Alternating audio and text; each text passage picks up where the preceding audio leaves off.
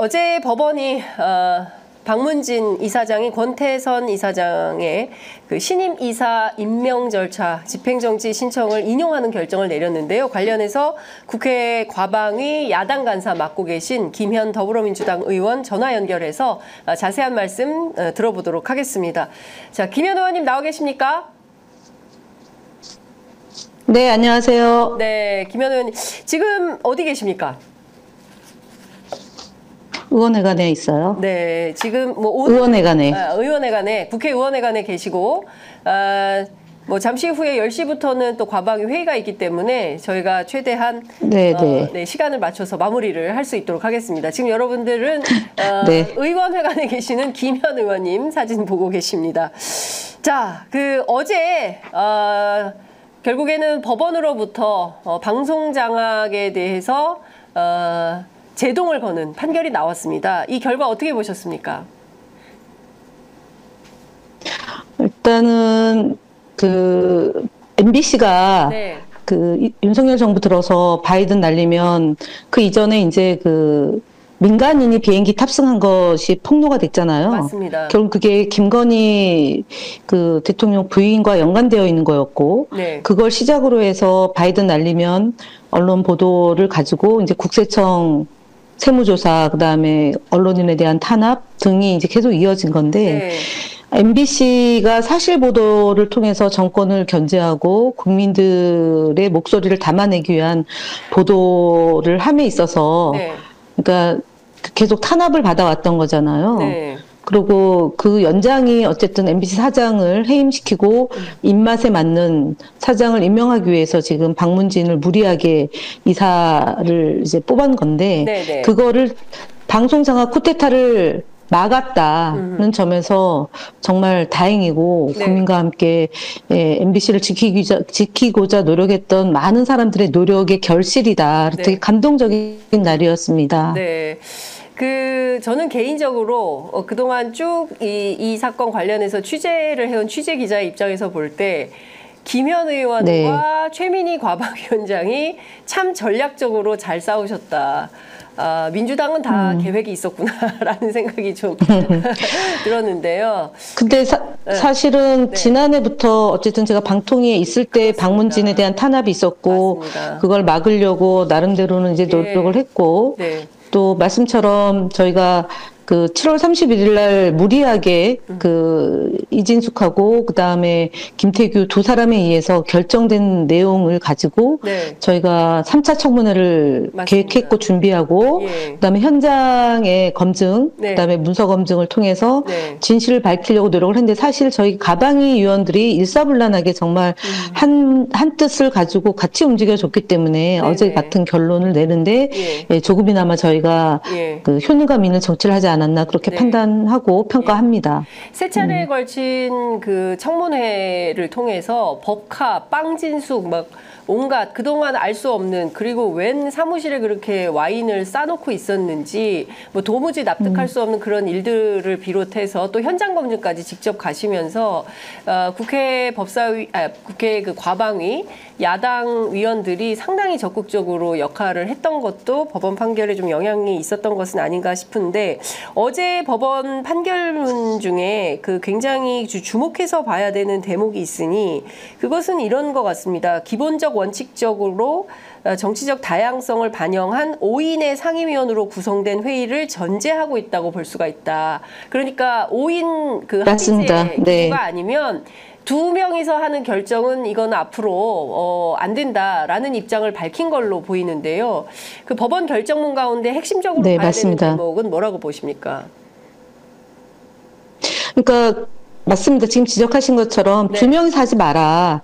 5명, 그러니까 이 논의를 이끌어준, 저희가 내용적으로, 네. 한상혁 전 위원장이 지금 방통위는 구성이 된 게 아니다. 네. 왜냐하면 5명으로 하라는 게 법의 취지이기 때문에 네. 지금 현재 5명 중에 3명이 하거나 이제 2명이, 그러니까 3명까지는 그나마 그래도 재척 기피가 들어왔을 때 네. 이제 사회권을 놓고 이제 2명이서 판단할 수 있는, 적어도 그것까지는 용인이 됐던 게 이제 텔레비전 수신료 문제였던 것 같아요. 예. 나머지 법원에서는 2명이서 한 것은 위반의 소지가 있다라는 것이 이미 이 박문진 이사장에 대한 해임 네. 그 정지 가처분 신청도 그랬고, YTN 그 민영화 과정에 대해서도 물론 그 불법은 아니지만 네. 본안 소송에서 다투라는 것도 있었지만 2인이서 결정한 것은 위법할 소지가 있다라는 점이 이미 지적이 됐고, 이번에 마지막으로 또 3번째 그렇게 된 건데, 네. 결국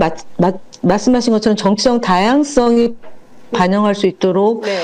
하는 것은 방송의 자유와 공정성과 공익성, 네. 국민의 권익보호 공공공리를 위해서 방통위가 만들어진 것만큼 네. 그 입장이 반영돼서 결정하라라는 거고, 두 번째는 사실은 위법의 소지가 있는 이사들에 대한 문제점이 또 하나 지적이 됐잖아요. 네. 예를 들어서 박문진 이사 중에 그러니까 뭐 그 결격 사유가 있거나 내지는 그 경력 사칭한 부분에 대해서도 예. 지적을 한 거고, 여튼 신청인들의 주장을 상당 부분 인용해서 판단을 내렸기 때문에 네. 나중에 본안에 가서 싸울 때도 이것이 유리하게 작용할 것이고, 네. 저희가 이제 이진숙 탄핵안을 지금 상정해서 헌법재판소에 가 있잖아요. 맞습니다. 이 부분에도 역시 마찬가지로 긍정적으로 작용하지 않을까라는 기대를 해봅니다. 네.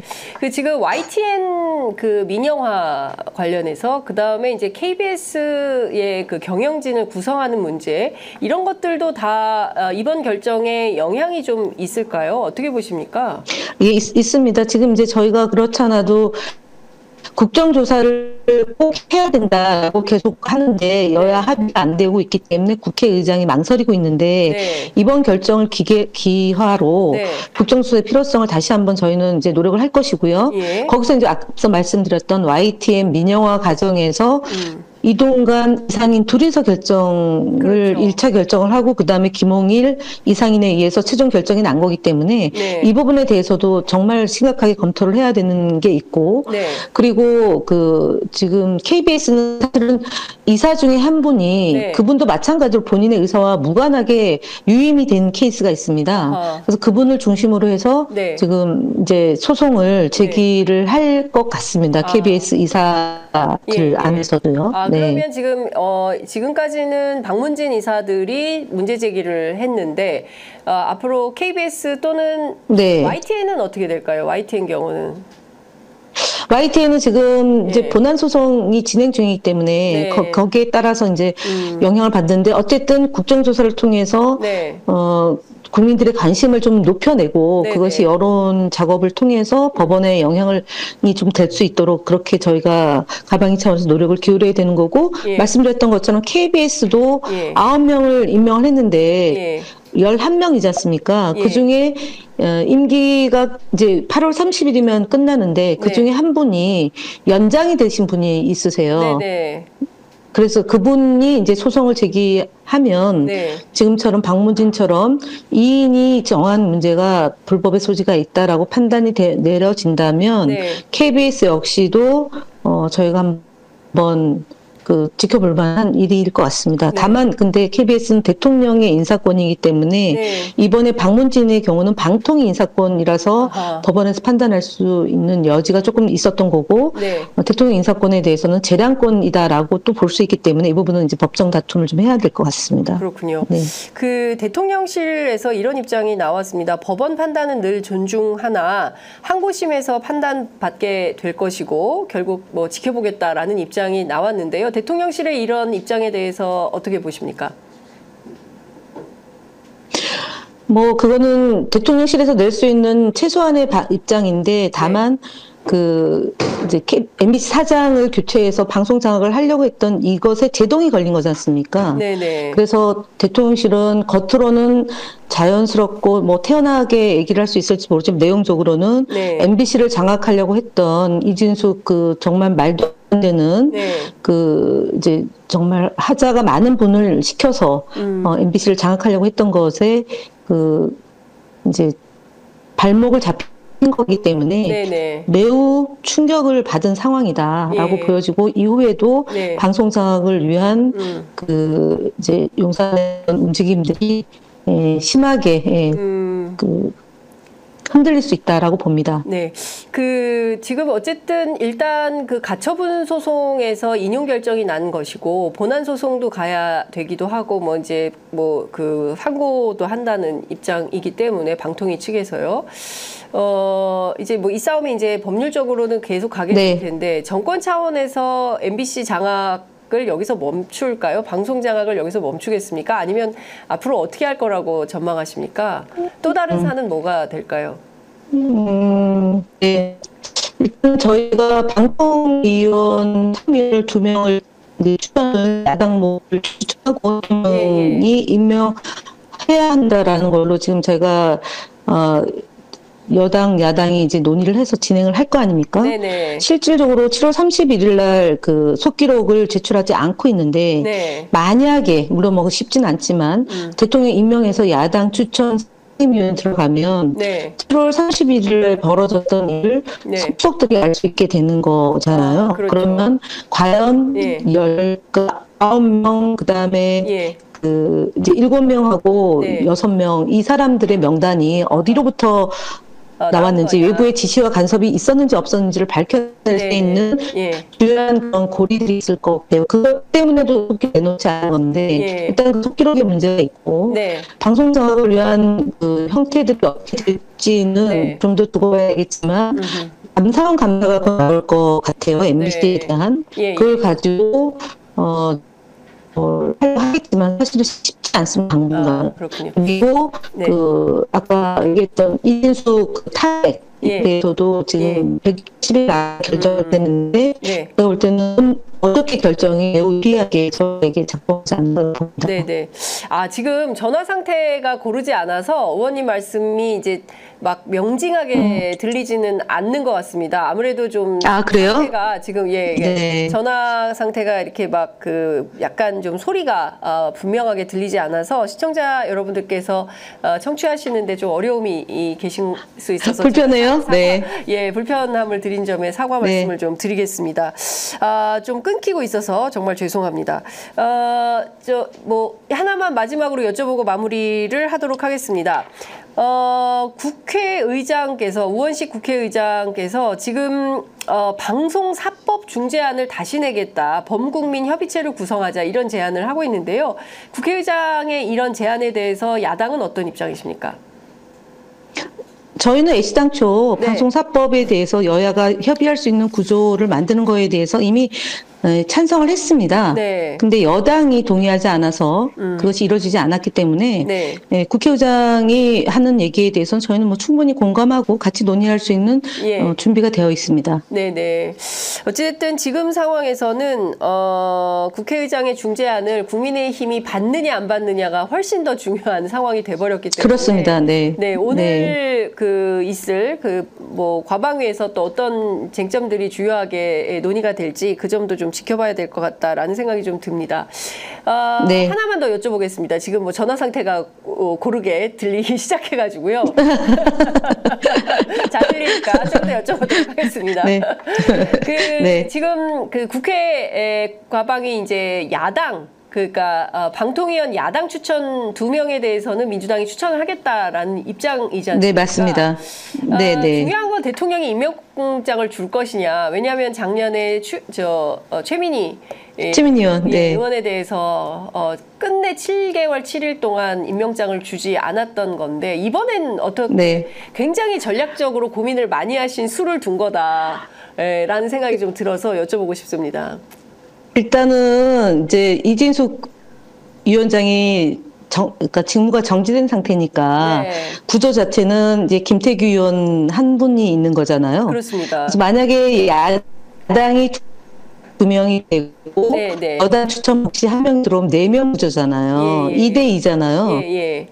그죠? 그렇습니다. 그러면은 결정을 하기가 쉽지 않잖아요. 어렵죠. 그래서 야당 추천을 하겠다고 하니까 공작이라고 저희를 또 공작했다고 지금 이제 몰아치고 있어서 저희가 어쨌든 수는 잘 쓴 것 같습니다. 네.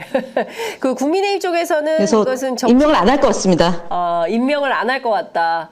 야, 그러면은 윤석열 네. 정부에서 방통위는 사실상 이 시스템으로 계속 가는 것이고, 이 결국 어제 있었던 법원의 가처분 결정이 이진숙 방통위원장 탄핵 심판에도 영향을 미칠 걸로 보이는데요. 그 네. 이후에는 지금 어떤 생각을 하게 될지 그것도 참 궁금하네요. 방통위를 어쨌든 어떻게 이번 운영하려고 하는 것인지. 예.